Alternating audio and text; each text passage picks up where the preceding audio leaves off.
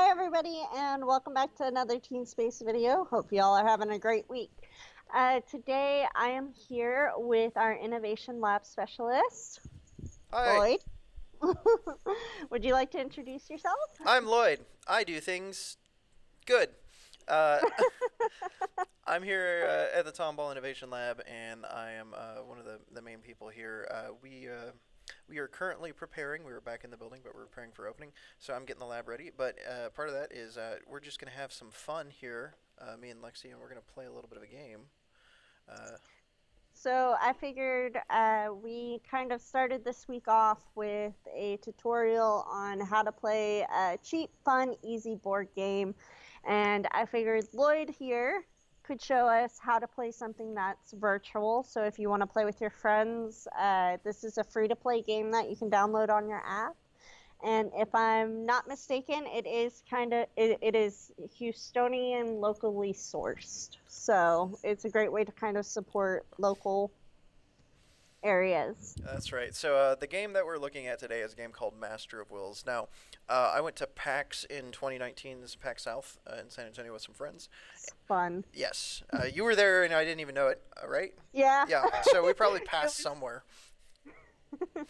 But I was with friends, and while we were walking around on the show floor, I was like, "Oh, this looks cool." The biggest thing that caught my eye was it was bright, colorful, and cyberpunk. So those are all things that really stood out to me. But it was a board game, and it was being made by this group called Stormcrest Games, and they are actually in the Houston area, Sugarland specifically. They're off of Airport. You can find them if you Google search Master of Wills. That's the name of their title. But they had brought with them a physical board game that was like this weird version of tug-of-war chess. It was interesting. So I stood back and I watched them play. And at the same time, they were handing out these business cards saying, yeah, we got this. But we also, if you don't want to wait for a demo, try the app. So I went to a panel, and while I was waiting for the panel to start, I loaded it up, and I was like, oh, this is pretty cool. And I learned how to play through the app. But then I went back and I bought the board game because I also have no control. So I now have a physical copy, which we would have showed you, but social distancing. So this is going to be something that is digital that you can play with friends, like Lexi said, on a device of your choice. And there's also going to be a Steam version out there. So check it out. Add it to your wish list on Steam so they get the support they need. But also, When is that projected to launch? sometime this month. It said July, August. Obviously, delays happen and things happen. So maybe a little bit later this month. But add it to your wish list if you can. Give them some support. They're cool folks. This is no way paid promotion or anything. I'm just a fan of the game.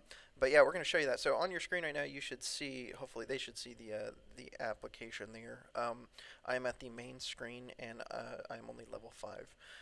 But what we're going to do is I'm level 1. we're gonna play a little game and hopefully help you guys understand a bit about what's going on. So the main crux of the game is there's going to be 3 columns, and each side has a column. So your opponent has 3 columns, and you have 3 columns, and there's a middle column that represents what's known as a community. Now the idea is that you are these 2 different factions trying to influence the community of the city and sway them to your side. And you do that by pulling someone from that faction to your side, and then in doing so, that action usually has a cascade effect. So in most cases, when you pull a card, there's other actions that you have to take, like moving other cards either in your direction or your opponent's direction. So it's like this tug-of-war. Now all the cards have points, so that the main objective is after 8 rounds, the person with the most points wins. But there are some other things that we can do to affect these values or to affect the board state in some way, and that comes in through faction cards. So what we should do is maybe pull up into it so they can take a look. There are faction decks. These faction decks have different actions on them. It's action cards essentially. But the main thing that we're going to be interacting with is actually the community deck, which is a shared resource. So let's go ahead and hit play. And then we're going to want to do an online match. We're going to hit PvP match at the same time. So 1, 2, 3, go. Oh. And then you'll want to choose your deck. So I'm going to choose Shadow Cell because they're my choice, my main choice.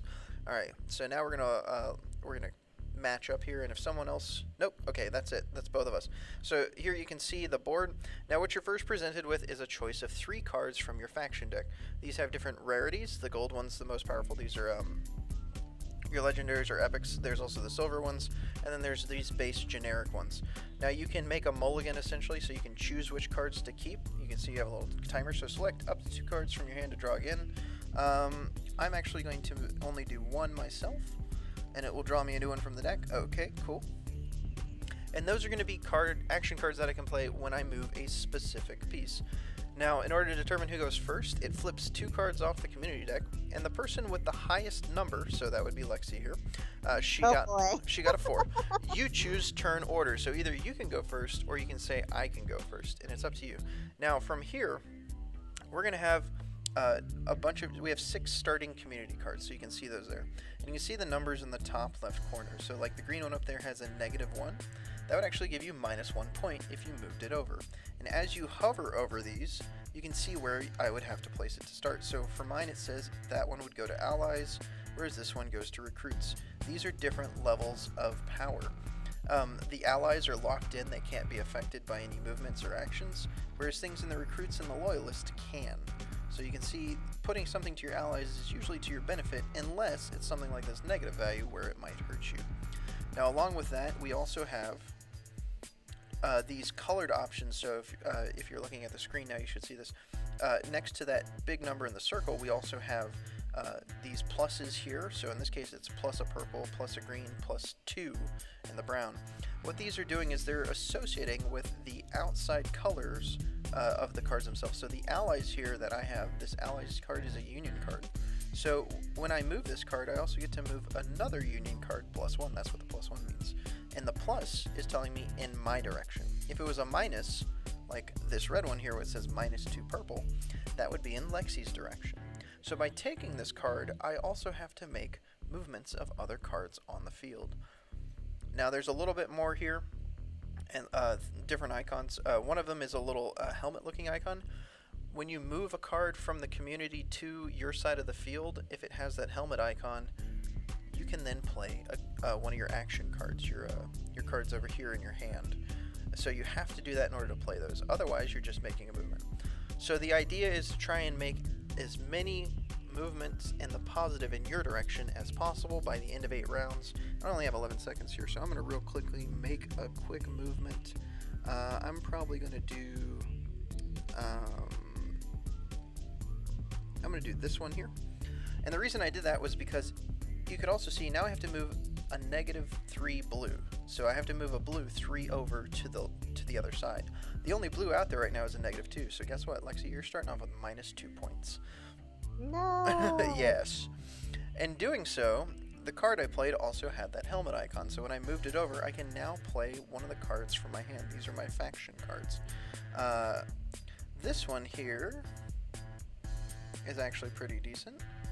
As you touch on these, they will tell you what they do, so you can tap on those at any time. I'm going to try and do hard or max shelling here. This one actually allows me to draw 3 community cards and place them in their starting positions. Now this can have a backfiring effect if one of them's negative. Luckily it's not. Okay, so I got a 9, a 7, a 3. Wow. Not horrible, pretty decent. And then at the end of the turn, if one card was taken away, one card gets replaced. Now this can be detrimental if I'm moving multiple over, right? So if I move like 3 over at a time, sometimes they're not all going to get replaced. This is where some other things come in, like these little men down here in the hats and coats. This means you draw another card to the deck. Alright, so Lexi moved over a black 9, and she has to move a -1 to the orange. So which orange are you moving over? You can move one from the community, or you can just move my orange one over.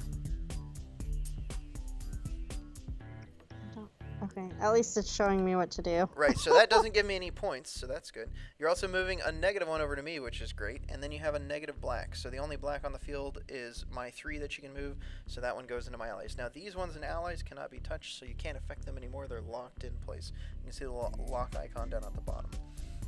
Now Lexi also picked up one with the helmet, so that means that she can play a faction card, and she's playing, what was it, Dawn something?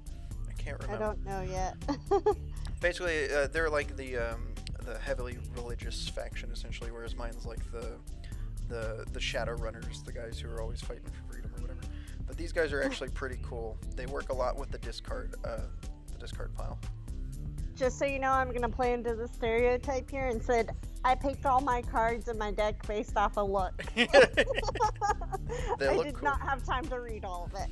One of the cool things is the artist who does the designs for a lot of these cards, he'll often do an art stream with one of the new cards he's working on. So if you watch their Twitch, you can, the Master of Will's Twitch or the Stormcrest Twitch, I can't remember which one it is. Sometimes he'll be up there doing that live. Okay, so once again, back to my turn. So Lexi's taking a turn, and you can see at the top here, it is now turn 2, and since I went first, I get the first action on turn 2. So now I have to make a choice here. Let's see. This one's not horrible. That one's not horrible. You like how now he's not being too descriptive to not give away his hand? I'm trying to determine which one to move out. Essentially, I have to determine if I want you to have some points or if I want to try and be greedy. Which is hard to do sometimes. All right, I'm just gonna go ahead and take this one because I feel like it doesn't hurt me the most. So now I have to move something. I have to move blue -4. Now, what Lexi did is she moved some of mine over, which you can do, but since there's only the one blue card on the field, that's the only one getting moved over. So currently Lexi's getting 3 points locked in. If there's no other choices, even though you have more blue movements, that's the last thing you can do. All right, so after that, the flop happened. We flipped over one from the community, so now we have a purple on the field. And now I can see if I'm going to do anything here with one of these. Draw one community card and replace recruits. I'm going to keep this. I'm going to keep it simple and just do this one. So as I tap on this, draw one community card and place it in recruits. There you go. I may kill one card that matches the value or the color of the card drawn. So the color was blue. We don't have any other blues on the field that can be touched because all Lexis are locked down. And then we have 7. So the 7 I can actually target my own. If for some reason that was detrimental to me, maybe someone had put a field effect that made it so that it was like lower than 7 or something, I could still target it. But I'm going to target Lexi's and take away 7 points. So now that's a shift of 14 points in my favor. I gained 7 and she lost 7. So these sorts of incremental changes is what you want to try and do.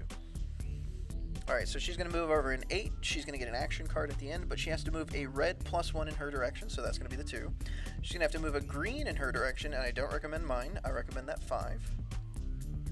No, I think I'm going to take the -1. Now you have to move black in -4. So here's the thing. That 2 can only move 3 over. That means that 9 is also going to have to come out of your recruits and go back to the ally section because there is enough to move. The other option is to just move them both to and give me 9 points. I like that one. Give you 9 points? Give me 9 points. Okay. Okay. So wait. Keep going, one more, and then that 9 out to the ally or to the community board. There you go. So now all four movements have been done. So you lost 9 there, but may be worth it here with one of your action cards. So take a look at your action cards, see which one you want to use to try and mess up my board state. And don't feel like, oh, I have 40 points and she has 23. He's got this in the bag. No. No. There's a lot of luck. I don't understand this game. This is why I'm having Lloyd explain it to you guys. I don't understand it that well either. I just know it's fun to play tug of war. In all honesty, I could have the upper hand for a majority of the matches that I play against other people. And then in the end, due to their card choices or just due to luck in general, they end up winning. Okay, so here we have a gold card that was a legendary effect. And one of the things is, if you're ever wondering what was played, you have your discard over here to the top left. It's behind my head, but when I tap on it, it'll pull out a little window, and then I can tap on the different things to see. So now I have Elohim here. Move 2 cards, each with a value greater than 10, directly to your loyalist. Reset the cards on the default field. Now, unfortunately, we didn't have anything with a value greater than 10 until the flop here, which was the 11. I like this one a little bit better. It'll still give Lexi 8 points, but I also get rid of this green on my field that's taking away a point. So we'll give Lexi 8. I'll get a flop. This is interesting. There is a lot of different mechanisms to this game. It's pretty interesting. It takes a minute to get to understand, which is why a board game version usually help, but there is tutorials on this. So one of the things that Lexi did was skipped all the tutorials. Yeah, I did. So we're doing this live. I had no time. Alright, what I'm going to do is I'm going to place a round effect, and I'll place this on your side of the board. It's going to give -5 to all the, sorry, it just popped up a thing. all law enforcement, which would be blue, and all government, which would be red. And so right now your red is a -3 specifically. So now, even though you move that over, it's like, oh, that's sort of a detriment. I have to try to remove that. That's locked in there. It's locked in there, but there are cards in your deck that can remove those field effects. Something like your own field effect. You place it over top of it and it removes that card. So it would negate it, essentially. Okay, going with the purple. So she has to move a brown 3, so I'm going to get 6 into my allies locked in. Then you move a black +1, so if you move that 9 off my recruits, you take away 9 points from me. So a loss of 3 overall for me, but you also get an action card. Okay, let's see.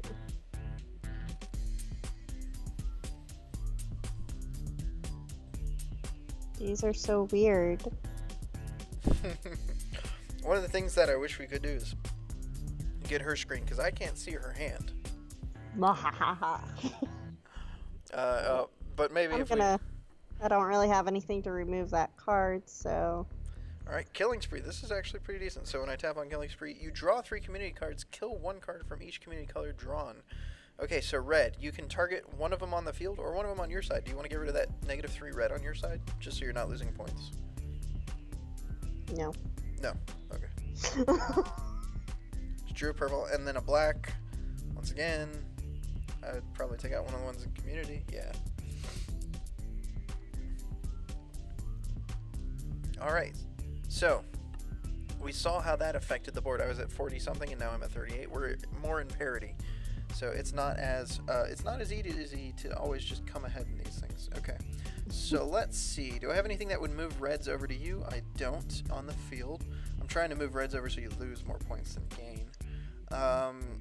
Let's see what else we have. We also have this bad boy, which is a -gray, a +red, and a -3 black. I don't really want to do that. I don't have anything with plus blacks either. I want to try and get that 12 over with me, but I can't do it. So I think I'm just going to focus on the best play I can, which would be this for -3 black and a -2 blue. That's a point shift of 7 in your direction. Ugh. So the minus shifts it to the left or to the right? To your opponent's side, whichever side your opponent's. Okay. So like minus is away from you, plus is towards you. So, okay. So in my case, I'm trying to determine which one's going to give you the least amount of points overall. There's no orange, there's a brown, there's a -black. Okay, so we're going to go with this one here. Alright, so move 2 orange, move a brown, and then move a black. I'm just going to move 1 over to your loyalist to keep it simple. Alright, now I've played another one that allows me to do a faction, so let's see here. Play something matchup. Kill all cards. Oh, okay, here we go. So we're going to do Mousetrap. This is another field effect. Alright. Oh boy. So what it did was it drew a card from the community, and that determines the Mousetrap's color. So anytime a green card moves into Lexi's loyalist, it will be destroyed. Okay. Let's see how this goes. But notice my point value didn't really increment that much. In fact, Lexi's at 44 now. I'm at 43, but she was at 52 a minute ago before she made her first move. Oh no. Right, so now with that one... Where's the undo button? There isn't. You've made that choice. You must live with it. Oh boy. But you get an action to follow through because you took one with the helmet on it. So that little helmet icon tells you that that's going to allow me to draw a faction card, which that icon's on all the faction decks when you actually play them in real life. So you'll see those. Oh, okay, so we have Azrael. Killed any 2 cards, draw 1 random afterlife card to your ally. Oh my goodness. Okay, so you're likely going to take out my 8. Oh no, you're going to take out your 3. Okay. That's decent. And then one of my powerful ones, I would do that. Like the 8, probably. There you go. Reduce some. Alright, and now she will draw 1 card and place it in ally, so she'll get 7 there. So that actually bumped her up. So instead of losing 3 continuously, she's now up 7 plus the 3 lost, so she's up 10. And I lost 8 there, so she's actually up 18. That's actually pretty good. And I still don't know what I'm doing. I got somewhat of an idea now, I think.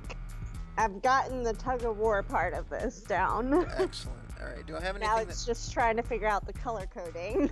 Right. So there's multiple aspects you have to think about when you're doing this. Oh my goodness. I don't know if I want to do a faction card or just try and do something crazy here. The brown is -2. That's not really going to help me. That's a +2 brown. Plus a purple. Plus a green. That's not really going to help me either. Plus a green. Plus a blue. That's not really going to help me. Plus a gray. Plus a green. These are all not great, actually.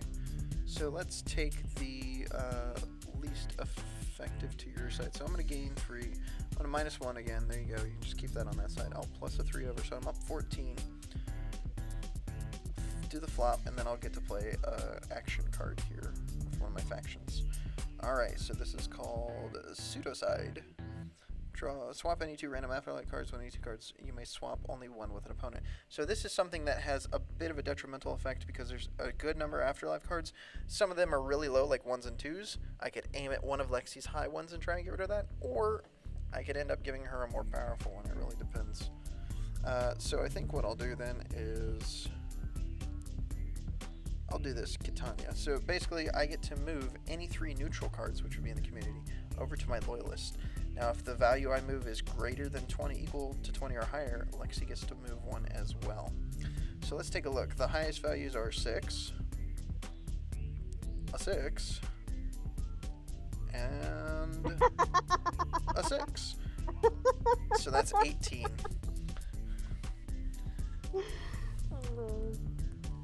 That's a sign. Okay. I don't know what I'm doing. I believe in you. You're moving cards on the screen. Don't misplace your belief. So take a look there. You have a 5 with a -3. You don't want to do that one. -3, the gray one with the -3 to the red. That's not going to be good. You get a +2 to purple, -2 to red, and a -2 to brown. That's okay. In all honesty, that negative green sitting there is not that great. We don't have much that moves green in the opposite direction to influence me negatively. I would honestly probably take that purple 5 and just move the 3 into my loyalists and the 1 over from the recruits, or into my recruits, to keep my point value down. Which purple 5? There's 3 of them.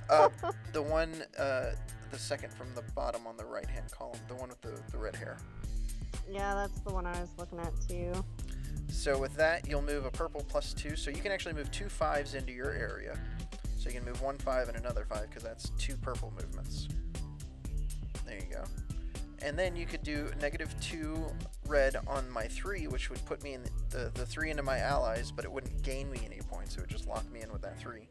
And then to keep minimal gain with your negative brown, you just move that 1 over. So I've only gained 1 point, but you've gained 15 this entire round. Then you also get to play a faction card. So now you could maybe affect it further in your favor. Draw 1 random after card.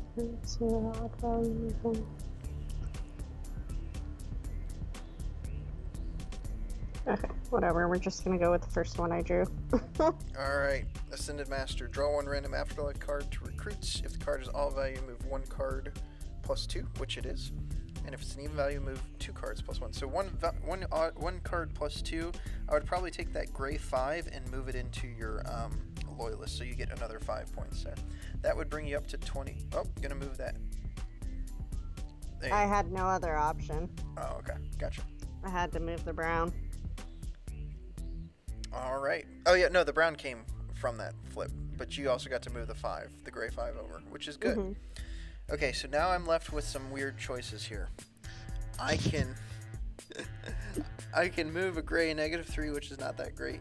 That is the only flip, or one of the only good flip cards. This one's a +2, a gray, a -2 to blue, and a +2 a normal. Okay, this one's probably going to be my best choice. This is number 4 down here. So what it does is I move 1 gray 1 +1, so I'm going to do that over here. Let's move the 8 over this way. I'm going to move a green -2, so Lexi's going to get a -1. And then the blue +1. So I've gained 4. Lexi's lost 1. It's a shift of 5. But that one also deletes. Bye-bye. So she actually gained, she also lost none. Alright, let's see here.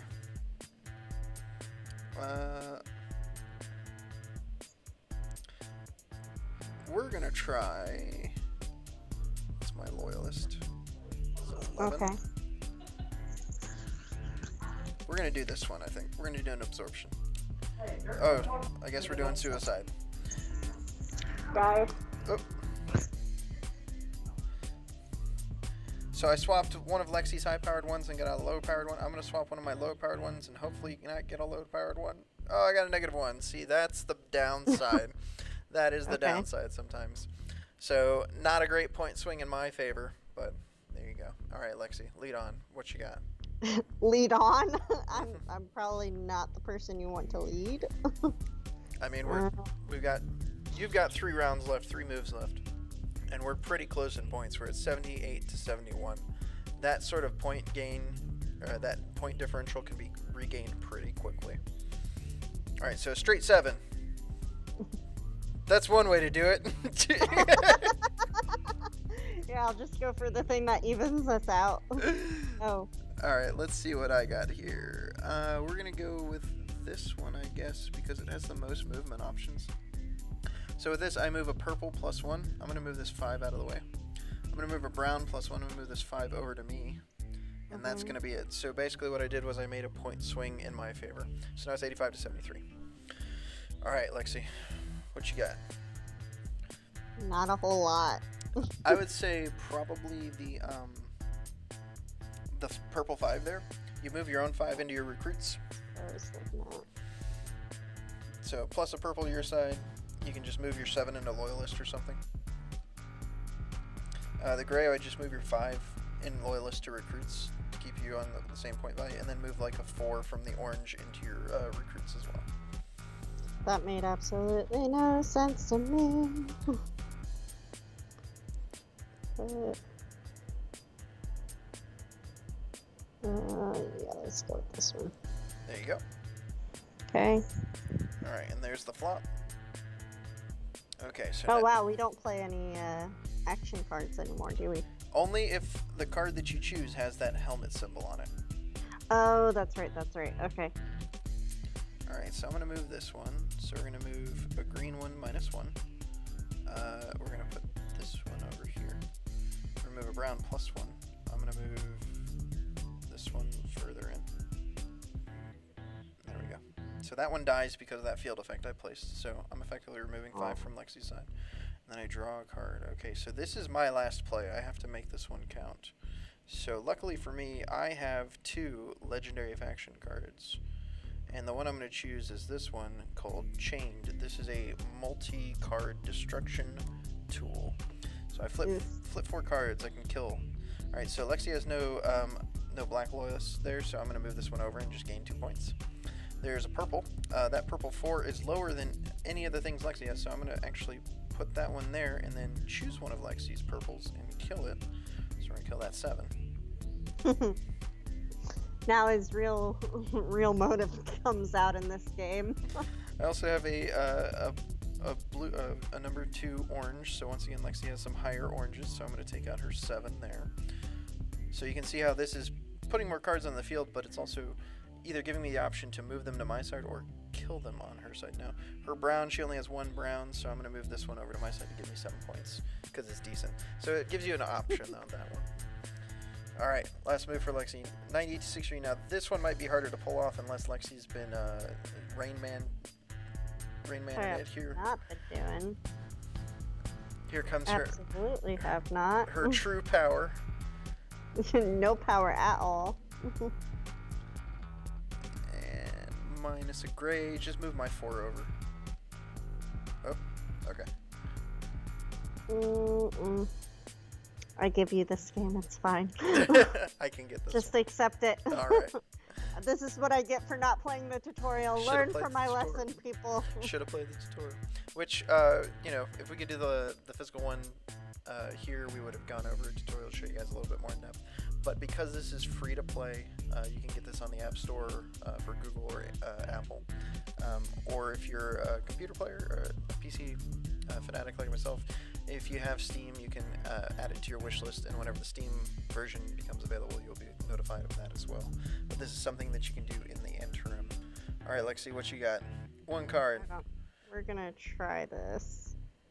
Let's see what happens. Elemental Life. Draw one community card and place your recruits. Draw 4 mini cards and place neutral and move our cards the same community color to your recruits. Alright, so you drew a black. There was no black drawn from the community, so it was a good risk, but it did not work out in the end. Still, nice game. GG. Defeat. Defeat. And I just leveled up. I'm now level 6. Alright. Alright, guys. Well, that's actually a pretty interesting game. Right, and once you get it down a little bit better, you will end up understanding the mechanics a little bit more, and it really pulls out that whole, like, okay, I have to think a little bit more ahead of my moves. You can obviously just move cards, but if you're not Like watching, if you're not watching what your opponent's pulling into play or what they have on their side of the field, all of a sudden they could end up with more points just because you're like, I want to play the action card. Oh wait, that gives them so much advantage with the board the way it currently is. So it's interesting. But these, like I said, these guys are somewhat local. They're in the Houston area, the Sugarland area. Stormcrest Games. The game is Master of Wills. Check it out on those platforms, App Store or on Steam. And play the tutorial. Play the tutorial.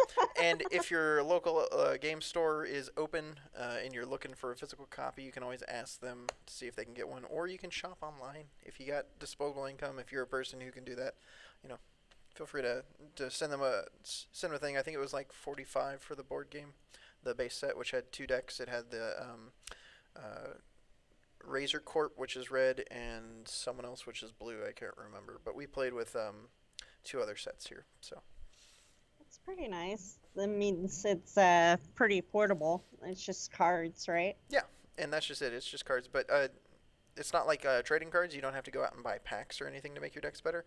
Nice. The deck that you get is almost all the cards. There are some neutral cards that you can get in extra packs, but you don't necessarily need them. And usually, like 1 pack is enough because you can mix neutral cards between packs. It doesn't matter. So yeah. There you go.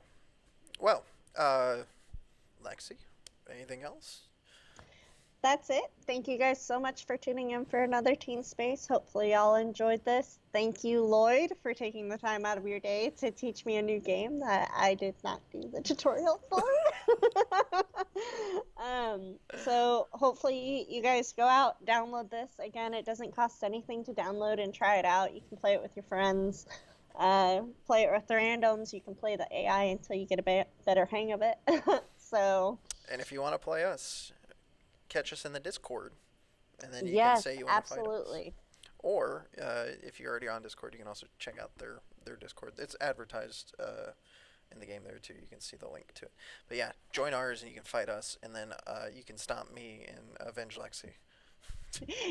Please avenge me, because Lord knows I can't. Anyways, so be sure to check out our Discord. We'll leave comments on how to access that above in the description. So come check us out. Come say hi. We have other programs going on. And don't forget, this Friday we will be having our Jackbox party going on. So come by, say hi, and play a little bit with us. So thank you, everybody. Bye. Bye.